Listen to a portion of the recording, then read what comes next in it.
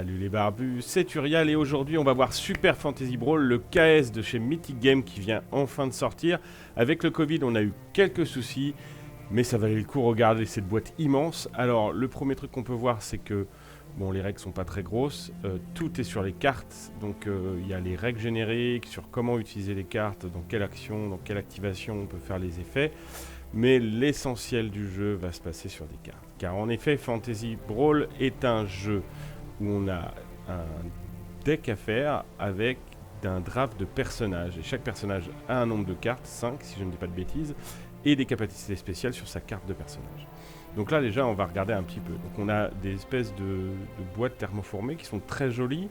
Mais à mon avis, quand on va commencer à avoir plusieurs extensions, parce que le but de Mythic Game est de sortir plein d'extensions, ça va être un peu compliqué à ranger. Alors là, on voit l'un des personnages, le troll, qui est magnifique. Toutes les figurines sont magnifiques, c'est de la résine très dure, un peu cassante, donc il va falloir faire gaffe quand même, c'est pas du plastique, contrairement à ce qu'on pourrait penser. Mais c'est beau, c'est magnifique, c'est magnifique. Toutes les figurines ont leur gouaille. Chaque personnage est fait vraiment, on sent qu'il y a ce concept de chaque personnage est unique, chaque personnage a ses petites capacités qui feront de lui un être unique à faire des combos avec ses copains. Et ça c'est vraiment bien, en tout cas dans la figurine. Après sur les règles, il y a des héros plus forts que d'autres, hein, comme toujours. Il y a des héros qui vont être délaissés parce qu'ils seront pas très utiles, ou sinon qui seront utilisés dans une compo spécifique, ce qui va être difficile avec le système de draft. Alors pour ceux qui n'ont pas vu, moi j'avais fait une petite vidéo sur les règles en bêta, donc je les ai relues là vite fait.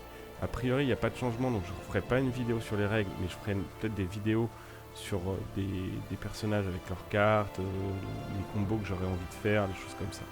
Donc ça c'était les premiers personnages, donc je vous laisse les regarder, hein, mais ils sont magnifiques, c'est vraiment une super cam, et là Mythic a fait encore un pas de géant, parce que rappelons-nous, alors lui moi j'adore, lui il me fait penser à un personnage dans Hero of the Storm. Là le loup, ça me fait penser tout de suite au personnage dans Warcraft. Alors on sent bien quand même l'inspiration. Voilà, on est quand même dans un jeu un peu comics, un peu Warcraftien, ce qui n'est pas pour me déplaire parce que moi j'adore ça. Vous verrez le nain sur la statue, c'est un nain qu'on pourrait voir dans Ironforge.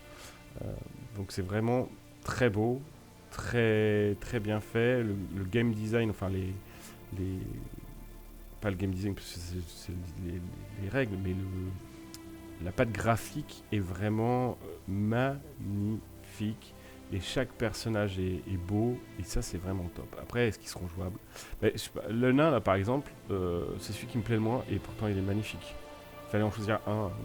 Moi celui que je préfère c'est le loup. Où elle est magnifique, elle est l'espèce de femme serpent avec un masque en porcelaine. Enfin ça fait très manga, mais c'est magnifique. Là il y a une espèce d'aigle.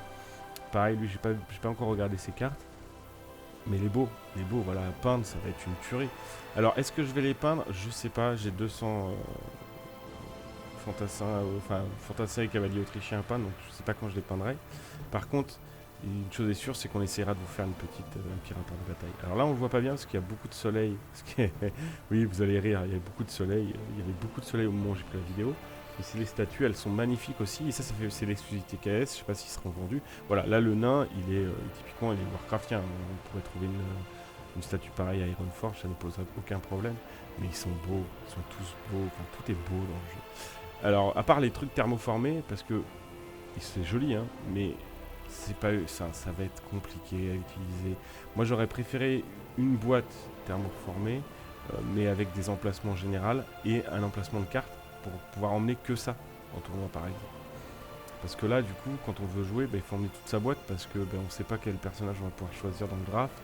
Donc c'est compliqué. Moi je trouve qu'il y avait moyen de l'optimiser un peu mieux. Maintenant je suis pas game designer, hein, donc je dis ça du haut de ma fenêtre.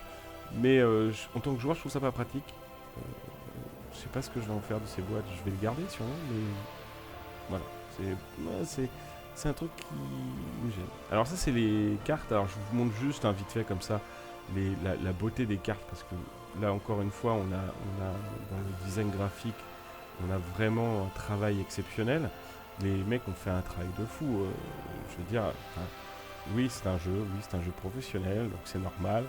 Mais oui et non. C'est-à-dire que oui, c'est normal, mais c'est bien de le dire aussi, à un moment quand c'est joli. Ben voilà, c'est joli. Et franchement, ils ont fait un travail exceptionnel. Ça, c'est les cartes défis, donc c'est les cartes de points de victoire. On a deux façons de gagner les points de victoire. Soit on tue les personnages adverses, soit on réussit des objectifs. Et donc, c'est ces cartes-là qui nous permettront de réussir les objectifs. Là, point fort, encore une fois, de Super Fantasy Ball, c'est tous les petits pions, tous les petits trucs. Il y a du carton, hein, bien sûr, mais il y a aussi beaucoup de choses qui sont en 3D. Et ça, c'est vraiment top parce que tu vois, vous voyez voilà, le jeton. Un jeton, ça aurait pu être un carton. Ben non, c'est une pièce en plastique et ça, c'est top. Les petits trophées, voilà, les points de victoire, ils sont en dur, en 3D et ça, c'est top. Pareil, là, c'est les jetons d'énergie de sort. Ben voilà, ils sont en 3D.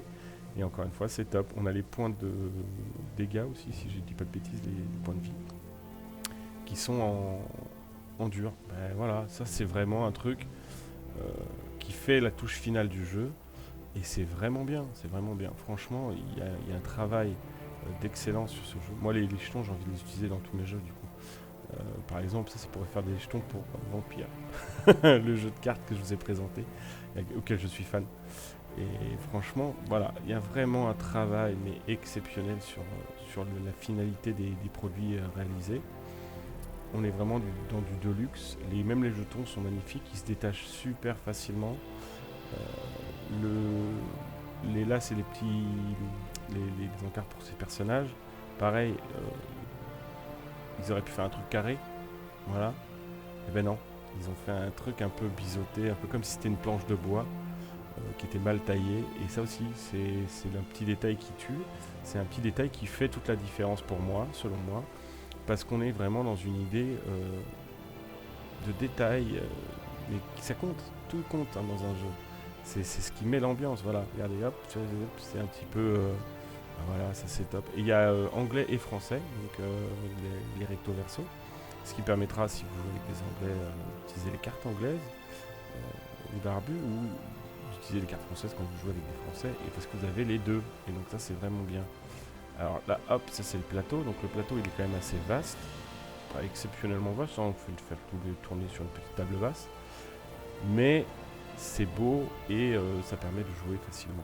Donc moi j'aurais préféré un plus gros plateau, mais moi je suis un gros joueur de jeux de figues, donc c'est pas pareil. Moi les petits plateaux ça m'ennuie, mais je le trouve quand même pas mal, assez grand. Donc ça c'est quand même une bonne nouvelle. Moi j'avais peur qu'il soit un peu trop.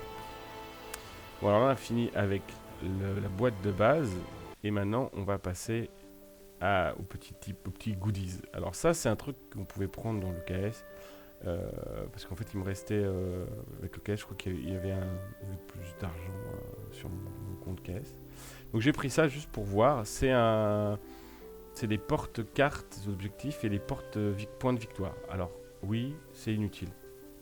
Oui, c'est inutile. On peut vraiment s'en passer. Mais j'ai trouvé ça rigolo. Donc je voulais voir à quoi ça ressemblait. Ça m'a coûté rien parce que du coup ça faisait partie du KS. Et j'aurais pu prendre autre chose, des sleeves, des trucs comme ça. Mais je préférais prendre ça pour voir ce que ça allait donner, parce que je me suis dit que personne ne le ferait. Et vraiment c'est sympa. Ça permet en fait d'avoir encore de la 3D dans un jeu qui est déjà bien en 3D. Et c'est pas mal. Alors je vous ai mis le montage. Hein. Mais bon, c'est assez rigolo. Mais bon, c'est en rapide. Donc vous pourrez... vous voyez ce que j'ai fait. Moi, je suis un polio. J'ai vraiment deux mains droites, parce que je suis gaucher. J'ai vraiment du mal à monter sur des trucs. C'est horrible.